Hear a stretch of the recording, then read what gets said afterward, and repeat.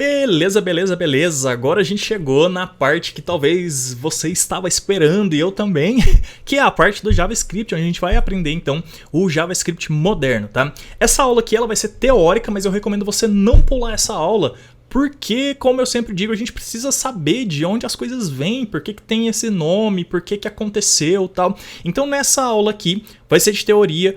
E pega um cafezinho lá então, porque talvez seja um pouquinho extenso, talvez não sei. Mas tem algumas coisas que eu acho interessante você saber, porque vai ser interessante também para sua carreira, tá? Seja numa entrevista de emprego, se alguém te perguntar alguma coisa sobre isso, seja para você mesmo, para você saber se você vai passar a trabalhar com isso. Eu acho importante você saber pelo menos isso aqui que eu vou te contar agora nessa aula. Então vamos lá, a gente tem isso aqui, ó, JavaScript ES6+, tá? Isso tá no enunciado do curso, isso tá lá na aula introdutória que eu te dei. E o que eu quero dizer com isso aqui então, esse ES6+, esse ES5 e tudo mais? Vamos lá. Bom, em 1960 surgiu na Europa uma iniciativa de empresas fabricantes de computador. Eu coloquei errado aqui, já tô vendo, tá? Era de empresas da indústria de computador, tá? Fabricante mesmo de computador e tal. E essas mesmas empresas geralmente fabricavam os seus softwares também ali, sistemas operacionais e outras coisas, tá? Essas empresas, então, elas, especificamente ali na Europa, né? Elas convocaram uma reunião, tá, para padronizar esse desenvolvimento ali, né, tanto da parte de hardware quanto da parte de software e tal, para ter uma espécie de ISO. Eu não sei nem se ISO existia naquela época, mas basicamente assim, estava aumentando o número de fabricantes de computadores e eles queriam padronizar para que as pessoas que fossem desenvolver softwares e tudo mais para os seus computadores conseguissem ter esse padrão e não ficasse todo mundo perdido, beleza? E então essas empresas aqui, ó, lá da Europa, tá? Company des Machines Bull, IBM World Trade Europe, tal, e International Computers and Tabulators Limited. Elas convocaram, né, elas mandaram cartas para um monte de empresas de computação, de computadores e software e tal, convocando essas pessoas para essa reunião para discutir esse assunto de padronização, tá? E isso aconteceu em 1959, não, desculpa, em 1960. Em 1959 surgiu a iniciativa, em 1960 esse encontro finalmente aconteceu, tá? E aí nesse encontro essa galera discutiu então como criar esses padrões, né? E aí é o seguinte, ficou decidido então que a partir desse encontro criaria-se uma associação dessas empresas, ainda ali na Europa, né, especificamente, e essa associação passou a se chamar então European Computer Manufacturers Association, que é o nosso querido ECMA, tá? Então o ECMA é o nome da associação. E a intenção dessa associação era criar padrões para desenvolvimento ali, tanto de software quanto de hardware, até onde eu entendo, beleza? E aí, aqui ficou errado, não é 1194, é 1994, desculpa aí pela falha, mas em 1994, então, o nome acabou mudando só para ECMA International, porque aí passou a ser uma instituição que estava realmente já criando esses padrões de maneira global, e aí não só mais na Europa, mas para o mundo inteiro, tá? E aí então, o que são essas padronizações, tá? Basicamente, essas padronizações cuidam de várias áreas do desenvolvimento de software, mas a que interessa pra gente é essa aqui que eu vou falar agora, que tem a ver com o nosso browser, tem a ver com o nosso JavaScript, tá? E aí que é a pergunta, tá, como que isso aí virou JavaScript, por que tem ECMAScript e algumas pessoas falam que é a mesma coisa que JavaScript e tal, blá blá blá. Não é a mesma coisa, tá? E basicamente o JavaScript surgiu, tá? E a relação dele também com o ECMAScript tem tudo a ver com essa empresa aqui, a Netscape, tá? A Netscape, lá nos primórdios dos navegadores de internet, ele foi a empresa Netscape, né? Tinha um navegador com o mesmo nome, né? Um browser, e foi muito famoso nessa época e tal. E aí, eles criaram esse script, né? Porque aqui eu até coloquei, ó, HTML não era suficiente, precisava se tornar o browser dinâmico. E a ideia era realmente essa. Eles estavam no momento onde tinha muita página estática em HTML e tal, mas não tinha como criar interações e deixar essas páginas mais dinâmicas. Então precisava-se de uma linguagem de programação, tá? E não uma linguagem de marcação, como é o HTML, para criar esse dinamismo e tal, e aí poder escrever scripts e fazer o começo do que a gente consegue fazer hoje com JavaScript, mas ter essas interações dinâmicas e tudo mais. E aí a Netscape desenvolveu o JavaScript, tá? E se você está se perguntando por que tem esse nome aqui, JavaScript, isso é a mesma coisa que Java, tá? Java é outra coisa, tá? É outra linguagem de programação de uma empresa chamada Sun. E na época a Netscape era parceira da Sun, não sei se fazia parte da Sun também, e eles queriam surfar a onda do Java, que já estava famoso, tinha muita adoção por desenvolvedores da época e tal, ali na década de 90, e aí eles colocaram o nome de JavaScript, meio que um lance de marketing mesmo, né, reaproveitar o nome e tal. Só que aí foi cada vez mais se desvencilhando do Java, até porque não tinha nada a ver mesmo, né, e aí, mas acabou continuando o JavaScript. Mais ou menos na mesma época, a Microsoft lançou também um script próprio para rodar em navegadores, especificamente no Internet Explorer, né? E aí começou a complicar a vida do desenvolvedor, né? Como sempre, questão de cross-browser, compatibilidade, porque aí, se você queria desenvolver uma página web compatível tanto com o Netscape quanto com o Internet Explorer, você tinha que fazer 2 scripts. Você tinha que fazer script para um, script para outro, cada um na sua linguagem específica. E aí isso aí tava meio chato.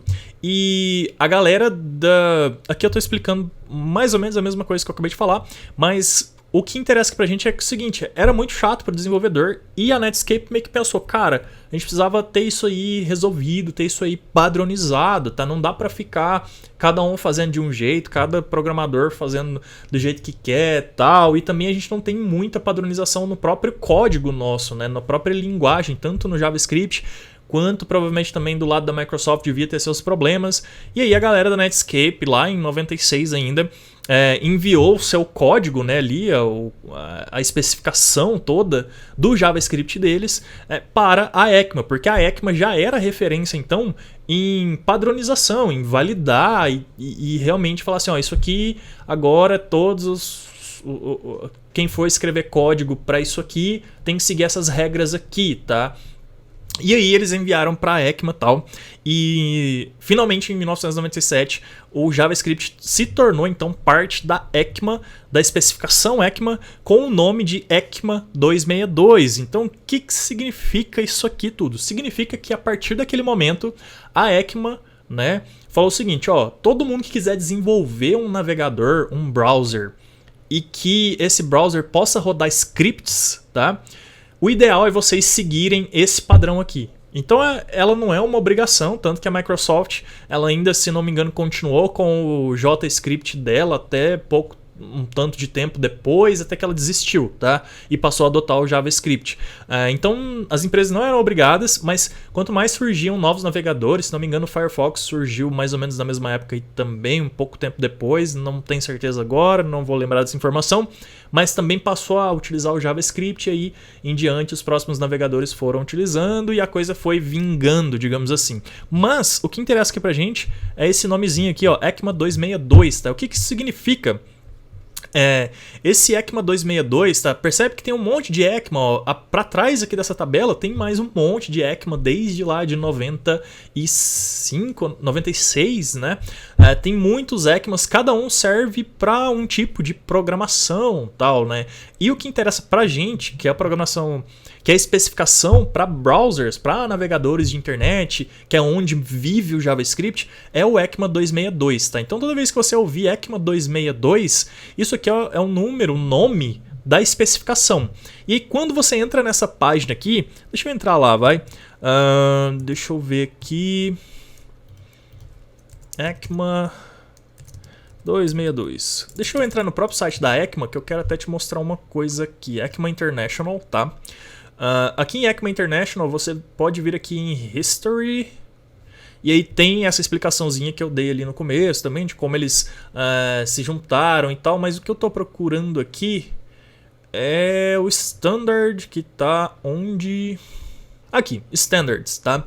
Quando você entra aqui em Standards, você tem essa tabelona aqui, tá? Então, cada galera da sua área aí, quem trabalha com outros tipos de linguagem, de programação, sei lá, vai procurar a sua especificação correta. E a gente tem que descer aqui e achar a nossa 262, que tá bem aqui embaixo, já passou agora.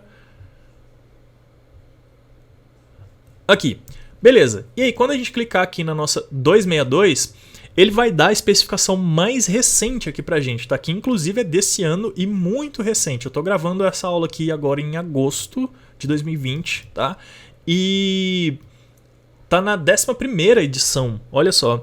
E se a gente clicar aqui então, a gente consegue ver toda a explicação, o que mudou, o que tem de novidade, etc, etc e tal.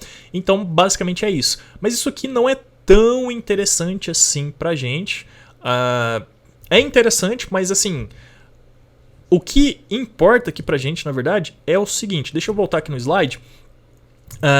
A gente tem, então, algumas mudanças muito específicas no JavaScript, na história dele, que fizeram alguma grande diferença, né? E quando a gente fala ES6+, que é a história lá do começo da aula que eu te falei, é porque aqui, na versão 6... teve uma grande mudança, tá? Então, olha só, o ano 1, que foi 1997, teve a versão 1, tá? E aí eu dei uma passada pra frente, tal, se não me engano, entre o 1 e o 5 teve 2 versões que foram abandonadas, inclusive, tá? Mas aí a versão 5, ela teve um grande avanço, tal, que é, inclusive, grande parte do que eu ensino no curso de Front-End Design Essencial, tá? Se você fez o Essencial antes de estar fazendo o Avançado, a maior parte das features, das coisas que a gente faz lá naquele curso é da versão 5, que foi lançada em 2009. Então, de 97 para 2009 passou mais de 10 anos, né? E essa aqui ainda é a versão mais comum utilizada na web, tá? Que você vai... A maioria dos sites ainda usa a maior parte da escrita de código nessa versão aqui. E olha só, demorou 6 anos praticamente para ter uma nova versão que tivesse mudanças significativas. E aí, a partir dessa versão aqui, é onde a gente vai fazer o nosso curso aqui. Eu vou trazer features, né, coisas, tanto da versão ES6, então esse número aqui seria ECMAScript 1, ECMAScript 5, ECMAScript 6, tá? Eu vou trazer coisas da 6, mas eu vou trazer algumas coisas da 7, talvez da 8 também. Aí eu não vou buscar especificamente aqui falar em qual versão que aquilo ali que eu tô te ensinando foi implementado. O que importa pra gente é que uma grande mudança aconteceu na versão 6 e é dela pra frente então que a gente vai usar, e que frameworks mais contemporâneos de JavaScript como React, Vue, Angular, até o Svelte, que é mais novo, mas também tá ganhando a sua relevância no mercado, todos eles não obrigam a gente a usar ES6 pra frente, mas é bom a gente usar porque traz coisas novas e interessantes, beleza? Que encaixam melhor até nessas linguagens. Tá, e aí então, em 2020 não, coloquei errado aqui. Ficou errado esse número aqui, desculpa, tá? Em 2018 a gente teve a versão 9, tá? Esquece esse número aqui. E agora, a versão 11 que eu acabei de te mostrar em 2020. Existe ainda uma paradinha que chama Next, tá? ES Next. Se você vê esse termo aí na internet, isso aí significa que é uma versão que ainda não foi lançada, mas é onde você pode consultar as novas features, tá? E eu vou te mostrar aqui agora, então, que é o seguinte. Quando você vem aqui na página do ECMA 262, que é onde tem então a documentação da versão mais recente, ele tem também esse link aqui do GitHub, tá? Que é onde você consegue ir lá e ver realmente o código da especificação. Tá aqui, na verdade, ó, GitHub, tá? E aí aqui no GitHub, você inclusive pode ser um contribuidor, para a próxima versão do JavaScript. É lógico que você precisa entender muito de JavaScript, tá? Mas qualquer pessoa pode vir aqui e fazer algum proposal, né? Que é isso aqui, ó, tá? Deixa eu dar um zoom aqui. Esses proposals, tá? Eles têm níveis, então tem inativo, tem stage 0, 1, ativos e finalizados, tá? Isso aqui tudo são coisas desse Next, tá? Desse ES Next. Então são coisas que estão em análise ou que já estão em desenvolvimento ou que estão finalizadas para lançar numa próxima versão, possivelmente na versão 12, né? Porque a gente está na 11. Então, se a gente clicar aqui em ativo, tá? A gente pode ter uma visão do que está sendo feita, né? Do que foi testado, tal, não sei o que lá, e coisas que podem ser lançadas na versão, na próxima versão do JavaScript, tá? E aí entra um grande probleminha que na verdade já é relativamente contornável, tá? Que continua sendo a questão da compatibilidade de browsers, tá? Porque o que acontece? Não adianta nada a gente ter disponível aqui o nosso ES 2020, tá? De 2020, ele tá falando agosto aqui ele falou junho, eu não entendo, né? Aqui tá falando junho e lá tá falando agosto. Mas enfim, não adianta nada a gente ter a nossa 11ª versão, tá? Se o nosso Chrome, ou o nosso Firefox, ou o nosso Safari, aqui dentro dele, em algum lugar nas engrenagens do nosso navegador, se a gente escrever um código ECMAScript 2020 na versão 11, ele não vai entender. E por quê? Porque o browser ele precisa entender esse código, esse JavaScript, ele precisa processar, né? Ele precisa ter um motor ali dentro dele, a render engine dele, para interpretar a versão do ECMAScript. E aí nem todos os browsers têm compatibilidade com as versões mais recentes. Demora eles lançarem a atualização do browser que tem compatibilidade. E para isso, então, existe uma ferramenta que ficou sendo a mais famosa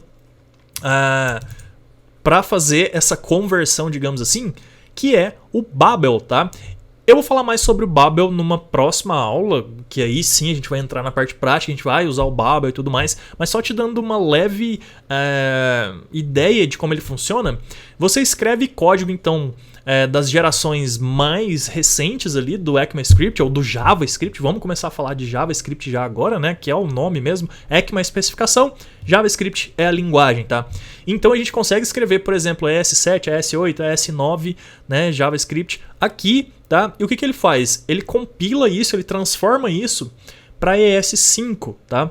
Para quê? Para navegadores que ainda não são compatíveis com as versões mais recentes do JavaScript, do ECMAScript, eles conseguirem ler. Então, a gente vai usar o Babel e a gente vai escrever código nas versões ES6+, mas a gente vai ter o código depois gerado automaticamente pelo Babel na versão ES5 para ficar compatível cross-browser, beleza?